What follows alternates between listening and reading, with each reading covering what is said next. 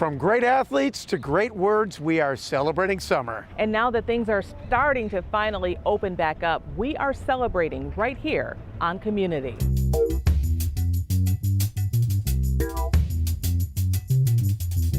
And one of the things we're going to start by celebrating is business development and also tourism development hinging on heritage. Finally, the city of Buffalo is starting to open up, and there are so many things to do. So joining us right now is Patrick. And Patrick, as we mentioned, Buffalo is opening up. What is there to do now that we're in the African American Heritage Corridor?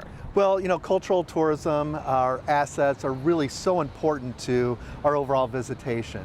You know, I did a point of interest study of our 17 cultural institutions, and it's really big business for our out-of-town visitors as well as our residents. But 83% of the people who visit our cultural institutions stay on average 3 nights in our destination. Visit Buffalo Niagara is working on a multicultural development program where we're going to be going into the different neighborhoods throughout Buffalo over the next few years. Our first year we're concentrating on the African American Heritage Corridor, where we're going to go in and help the attractions to enhance what they already have, help with scripting, helping with the pricing of it, so that we can take it to market, so that it'll be market ready for visitors, international visitors, group tour, leisure visitors, as well as our residents as well.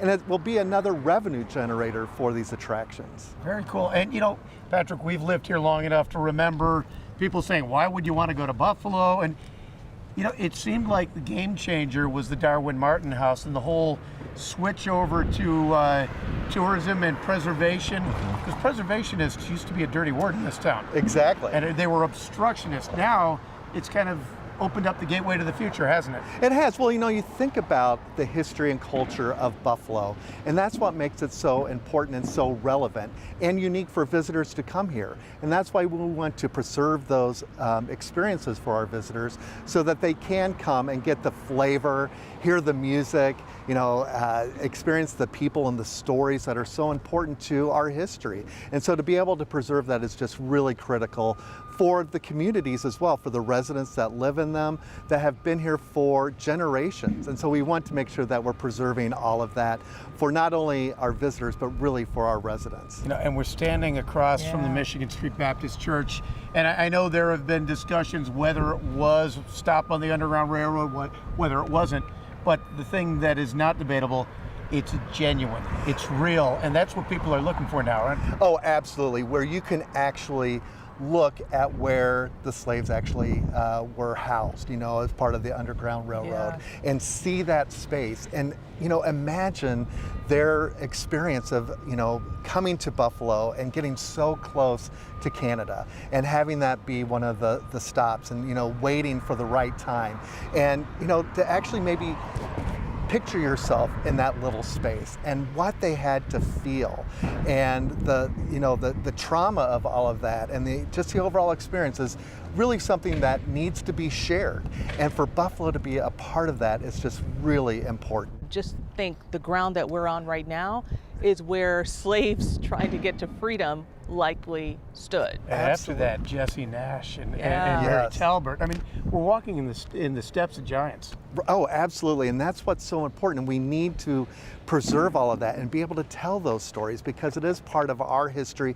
It's part of our U.S. history as well, and to be able to show that we were a part of this very important movement. Isn't it a shame, though, when you think about it, that for so long it was not even talked about, discussed, it was just lost? Absolutely, and that's why it's important for us to use every resource that we possibly can, use the brain trust that we have here in our community that have been collecting these stories to help us make sure that it's authentic, that it's rich and very genuine, because that's what is going to touch people when they come to Buffalo to hear these truly authentic stories. Very cool.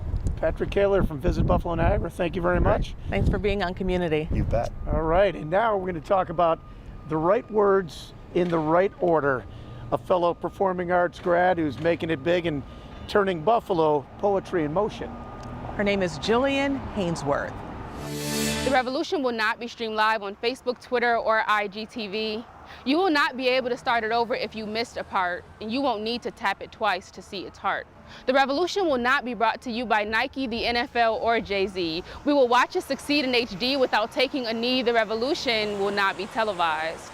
I felt like we needed one. I felt like we needed that type of representation from a poet who is specifically, like, their purpose is to make words digestible, to make situations and make people understand systems in a digestible way.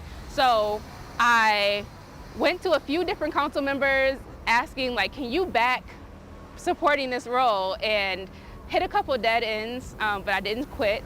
And I finally went to Councilmember Wingo, and I was like, you know, I really think we should have this. And I had like this whole presentation ready, talking points and everything. And he was like, you don't have to explain this to me, like I'm down.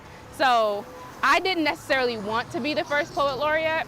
I felt like there's so many other poets with more experience than me, ones that have been performing longer than I've been alive, but I just wanted the position established. And when we started talking about what the poet laureate would do exactly, I realized that it was what I was already doing to a T. So the Common Council decided we will back this, but it has to be you, and that's how this happened. So what do you do for the City of Buffalo?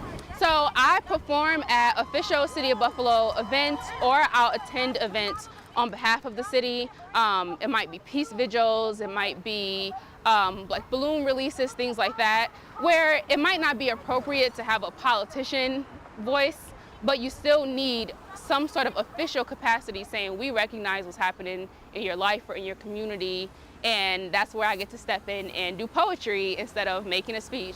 Find yourself, tell your truth. It's fine not to be okay. Make a plan, write a plan, decide what you need to do. It's a fact that you are good to none if you're no good to you, so take care. Do you believe that you're making a difference? Because as we mentioned, where you grew up, and you even said that a lot of the people that you grew up with are dead, and you're only 28 years old. Yeah, I'm 28. So that is mind-blowing in itself. So are you making a difference, and can you make a difference? I do believe I can make a difference. I believe everybody can. Am I making a difference right now? Honestly, when I look at my day-to-day activities, it doesn't always feel like it, right? My background is in counseling, and I used to tell my clients, you might have a day where you didn't feel like you did anything right, you did anything good, but sometimes surviving that day is the thing that you did. When the mask came off, you exposed your truth. I guarantee throwing up a fist and showing a sign of solidarity would have been easier than turning your back on the people you want to be. You lost our respect. People walk up to me and they tell me, like, oh, I heard your poem, and I never thought about racism that way. I never thought about the school to prison pipeline like that. So starting these conversations and getting people to think and using my poetry to organize for sustainable change, that's evidence that I am making a difference, whether it be large or tiny. I'm doing what I can. The loss we carry, a sea we must wade. The nation saw Amanda on Inauguration Day. Yeah. How moved were you by her? That was like, it was like seeing myself. Just is. And when light shines on the revolution, it will create a halo around it. The revolution will rhyme. It will be syncopated. It will harmonize. It will be call and repeat. The revolution will rhyme. The revolution will leave no one behind. From the City of Buffalo's first poet laureate to what very well may be a first in track and field at Sweet Home and a boxer with Olympic dreams. That is next on Community.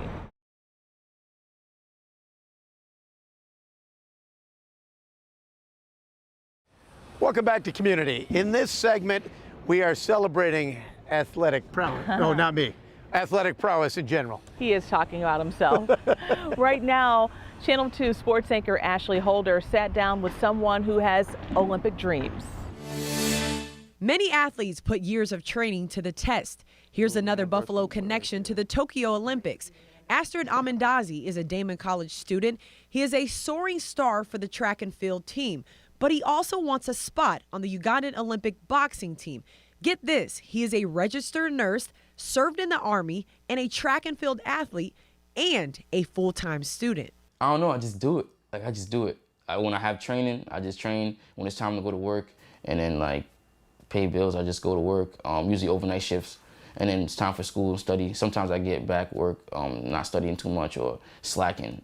Then I'll see my grades drop. I just gotta go harder.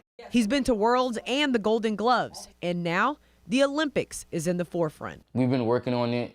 we know the chances are higher this time, being from the U.S. and having more access to equipment and retraining stuff and experience. So we're hoping that it'll be in our favor to really go in there this time and actually win. His desire is to become a doctor. I take boxing serious, but not to the professional level as of right now.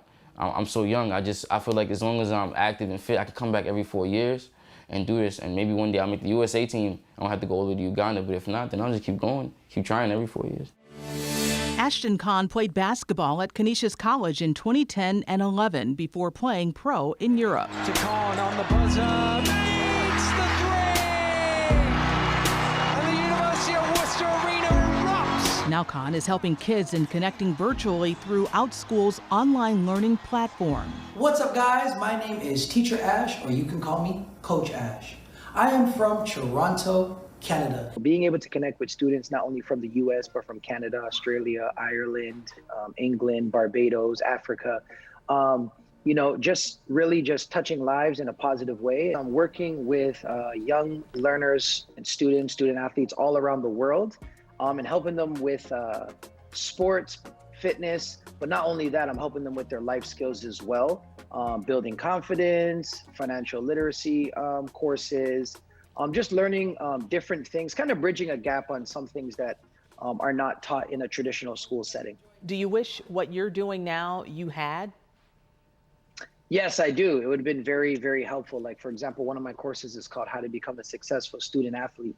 And we talk about so many things that go into that on the court or the field or the ice, whatever sport you're playing, and then in the classroom as well. So it's very, very beneficial. I'm using some of my life experiences and what I've been through as a student and an athlete, not only at the collegiate level, but at the professional level as well. There's been a lot of stuff going on with Kwame Brown on YouTube. You probably have seen it and you've heard it. You know, Mama's Cooking and the whole thing. Yeah. And when I hear from athletes, you know, they're shaking their heads. They're saying, yeah, as an athlete, thinking about what he's talking about, how do you help young athletes prepare to deal with media, to make sure that they are just not there to be used, but, you know, get the benefit out of what they're doing? That's the unique thing about some of the courses. It's understanding to use basketball or any sport of that matter as a tool. And use it as a tool to propel you in life, and to, if it's to get you a free education, get you a free education. If you make it to the professional level, I know that's difficult, but it's still possible for many.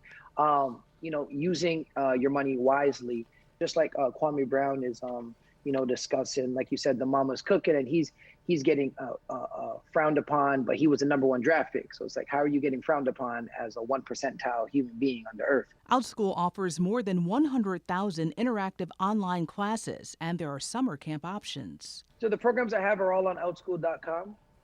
If you just type in my name, Ashton Khan, you'll see a ton of courses that I have. It covers basketball courses, of course, and fitness courses. Some of the things that I'm seeing is a lot of students are putting in a lot of effort in their lacrosse or their hockey, but, you know, they're not getting up that early to put in the same effort in their education. And the education is what's going to sustain you, you know, moving forward into your later life. And I know that's hard to see as a 14, 16-year-old looking at yourself as a 30-year-old, but that's what you're going to need. And one quote that I like to live by, that I tell all my students from around the world, is, you got to do something you've never done to get somewhere you never gone. Meet the Hall sisters, 13, 14, 15, and 16 years old. They are all on the Sweet Home High School senior track team. Danielle Church caught up with the runners. I think it's really cool and like unique for us to all be on the same track team running together. And we haven't been running together long. They just moved up to varsity this year. And I think it was just really cool for us to get together and just run a relay. I think Alana's the most competitive. Yeah, I think Alana's the most competitive. Kamaya's the goofy one. Yes. I started running in 7th grade just for fun with my friends, and then I got moved up to varsity in 8th grade, so I really started to take it more seriously. I moved up in varsity in 7th grade, but I did like other track stuff before. I started a youth track program in 6th grade, and I joined the varsity team in 7th grade. Yeah, I joined the varsity team like in this year in 7th. Do you feel like this has brought you closer together, having to compete in a sport with one another? Yeah, I think even practicing together really just like brings a part of us out that like you wouldn't see at home. And I think it's really nice that we can practice together and then compete together, because we can always give each other advice or just like something to help you, whether it's like a block start or a handoff or your form, just something like that. They took first place at the Class A championship and the 4x100 meter relay at West Seneca West. It's called Ashanti's Alert, a notification system for adults 18 to 64 who might be in danger or missing. It's named after 19-year-old Ashanti Billie. She was a college student abducted in Virginia and found dead in North Carolina. I spoke with her father. 2017, I sent my daughter away to college, dropped her off to college. In less than a month, she was kidnapped. Our push was instantly, something needs to be done. Something needs to be done. Our first thing was, okay, let's get this alert going, because my daughter's missing. If this is what you guys have, and it was like, there's no such thing. There's no alert. And because when you haven't experienced it, you've always heard about it. Hey, and I've always, very adamant. Pay attention to missing people. I never knew. Ashanti's parents pushed for an alert system. It was signed into law by President Trump in 2018. But not all states, including New York, have the system in place because they can choose not to have this alert system. We've seen there's disparities when it comes to the alert going out for our people, Black and brown people. It's not the same when it comes to us. So, that's why we're fighting here to bring it to, New York, Western New York, Buffalo, but really all over, because lives can be saved everywhere. Calhoun points to the recent case of Tierra Lott, the young woman who went missing in Buffalo. The family received text messages that led them to believe she was in danger, but an alert notification wasn't in place. She was found dead. I think it's important that every state really has this alert. We should not be able to opt out if this is needed or not, because as we can see, this is needed. Local advocates say Ashanti's alert may have helped. The biggest thing is that states can elect not to accept this. It appears funding is a reason many states have opted out of this notification system. We don't have to reinvent the wheel. It's already there. I'm not a selfish person. The realness of this for me was you pass laws for things for people who OD. You have a drug that helps people who OD, who choose to OD. But yet you have people who are missing who don't choose to be missing. And we don't have nothing in play for that. So it's unfair. It's unfair to us, it's unfair to anybody, to not get the visibility of one's life, when they come up missing. Someone has to speak, someone has to speak. And that's what the Ashanti Alert is, that voice, and I said that would be my thing. I am the voice of the missing. We just want to help save someone else's loved one, their mother, father, sister, brother, whoever it is. Ashanti's dad wants the alert nationwide. What's going on? Rob Bonner here, artist, producer, engineer. You may have seen me on a couple of stages in the city. Look forward to sharing my story with community.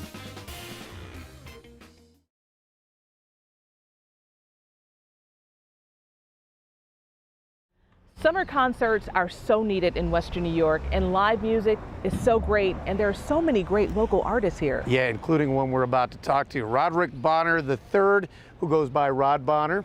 And he's not only an artist, but he's an engineer and a producer.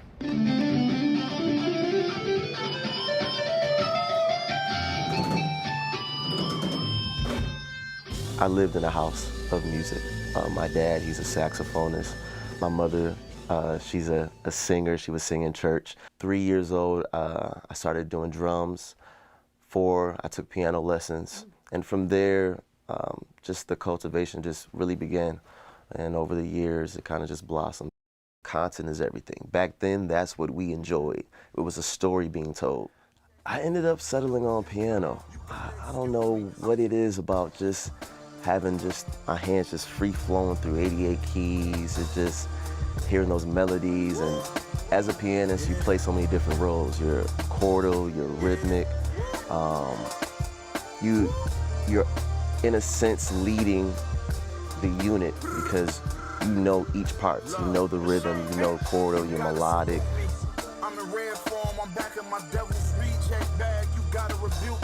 I'm gonna let you off the hook because you didn't go to performing arts. You went to City Honors. I did. But that's okay. That's okay. Thank you.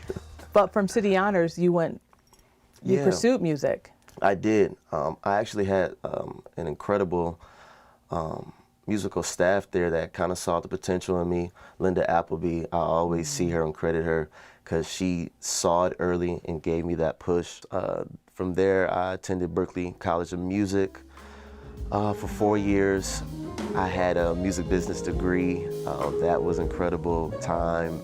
A lot of the music that you hear now and bands that you see performing on big TV shows, those are actually my friends. Over the past 12 years, I've been able to travel with saxophonist Najee. I toured with Will Downing. I toured with Pieces of a Dream. It's just, I've seen the world with so many different artists. Had an opportunity this year recently to work along with Doja Cat for her Grammy performance. Even this year, being able to work with Cammy Clooney from The Voice. What's next for you? Well, I'm focusing more right now on production and engineering. I was blessed to be able to work at GCR as an engineer and producer, as well as my own production company, All For You Music Group. That really is my passion in my heart right now. I get my drive in help curating a sound for an artist, taking the time to produce, write, arrange. Those things build your legacy. I just released some music, a single called Front Row, very, very R&B, great soul music.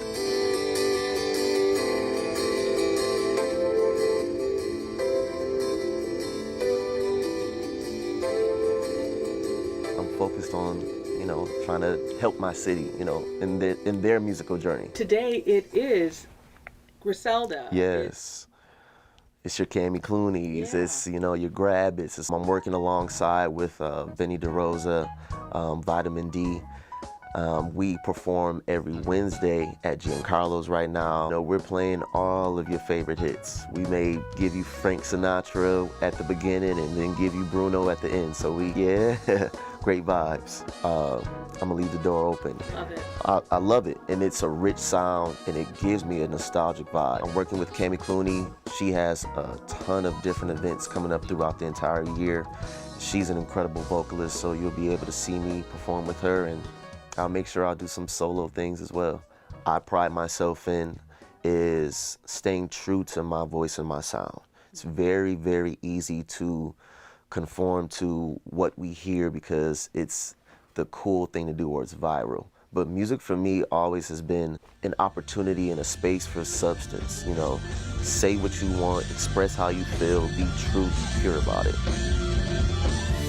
Man, we have sprinted around a lot of topics this month on commUNITY, from athletes to poets to musicians, you name it. Just about everything. It's summer in Western New York. What else is there to do except listen and watch commUNITY. We want to thank you so much for watching this month. We'll see you again next month.